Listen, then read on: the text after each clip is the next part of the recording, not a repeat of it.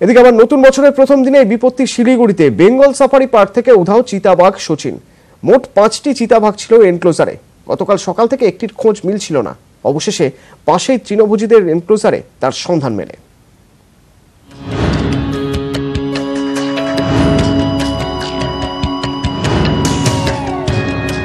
শিলিগুড়িতে চিতাবাঘের হানা নতুন নয়। চা বাগান এলাকায় প্রায় এমন ঘটনা ঘটে, কিন্তু মঙ্গলবারের কাণ্ডে চোখ কপালে উঠেছে। এবার বেঙ্গল সাফারি পার্ক থেকে উধাও চিতাবাঘ। ওই সাফারি পার্কে মোট 5টি চিতাবাঘ। নাইট শেল্টারে থাকে কাজল, শীতল ও নয়ন নামে 3টি চিতাবাঘ। পর্যটকদের জন্য এনক্লোজারে ছিল সচিন ও সৌরভ নামে 2টি চিতাবাঘ। 20 হেক্টর এলাকা জুড়ে চিতাবাঘের এনক্লোজার। মঙ্গলবার সকালে বনকর্মীরা দেখতে পান একটি চিতাবাঘ উধাও।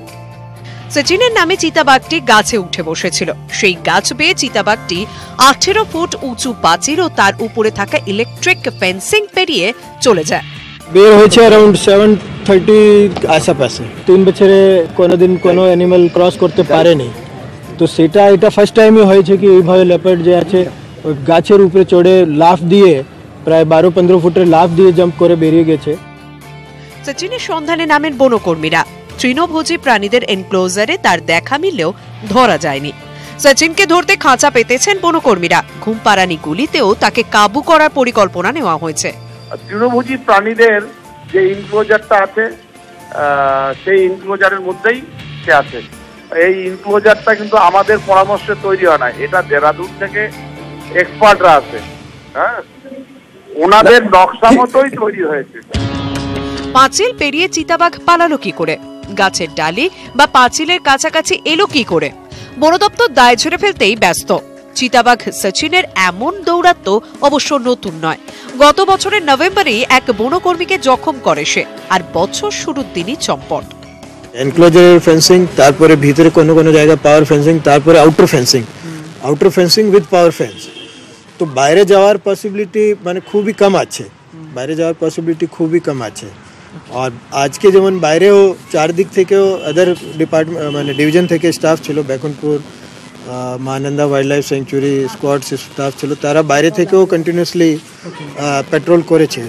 বাইরে বের হওয়ার সাইন আমরা আপাতত কোনো পাইনি।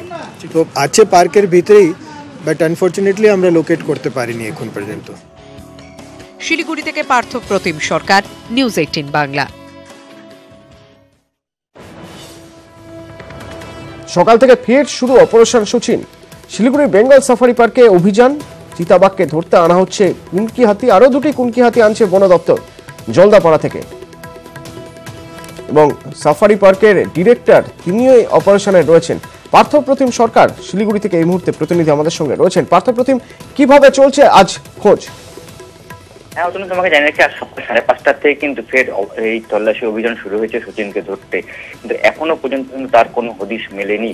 কারণ ইতিমধ্যে আমরা জানি যে গতকালই 15টি খাঁচা কিন্তু পাতা হয়েছে বেঙ্গল সাফারি পার্কে, এবং যে তৃণভোজীদের যে এনক্লোজার তার আশপাশেই কিন্তু এই খাঁচাগুলি পাতা হয়েছে। এখনো পর্যন্ত কিন্তু কোনো সচিনের হদিশ মেলেনি। গতকাল রাত 8:30 নাগাদ শেষবার এটি সচিনের কিন্তু হুঙ্কার শুনতে পায় বনকর্মীরা। তারপরে তারা অনেকটাই নিশ্চিত যে এই তৃণভোজীদের এনক্লোজারই সচিন হয়তো রয়েছে, কিন্তু এখনো পর্যন্ত কোথায় সে লুকিয়ে রয়েছে বা কোনো গাছে আড়ালে বা গাছের ডালে সে বসে রয়েছে কিনা তা কিন্তু এখনো পর্যন্ত খোঁজে। কোনো বিশাল জমি, প্রায় 20 হেক্টরের উপর জমিতে রয়েছে তৃণভোজীদের এনক্লোজার। স্বাভাবিকভাবেই কিন্তু আজ সকাল থেকে 2টি যে কুনকি হাতি বেঙ্গল সাফারি পার্কে রয়েছে, সেই লক্ষ্মী এবং উর্মিলা তাদের নিয়ে কিন্তু অপারেশন শুরু হয়েছে। পাশাপাশি যে এনক্লোজার টিমও রয়েছে একাধিক, এবং আরো 2টি কুনকি হাতি যে জলদাপাড়া অভয়ারণ্য থেকে কিছুক্ষণের মধ্যেই এই বেঙ্গল সাফারি পার্কে আসবে। অর্থাৎ 4খানা কুনকি হাতি এবং এনক্লোজারের এবং যে এনক্লোজার টিম সব মিলেই কিন্তু অপারেশন চলবে। এবং বেঙ্গল সাফারি পার্কের ডিরেক্টর রাজেন্দ্র জাখর তিনি কিন্তু এই অপারেশনের নেতৃত্ব দিচ্ছেন। ধন্যবাদ পার্থ প্রতিম।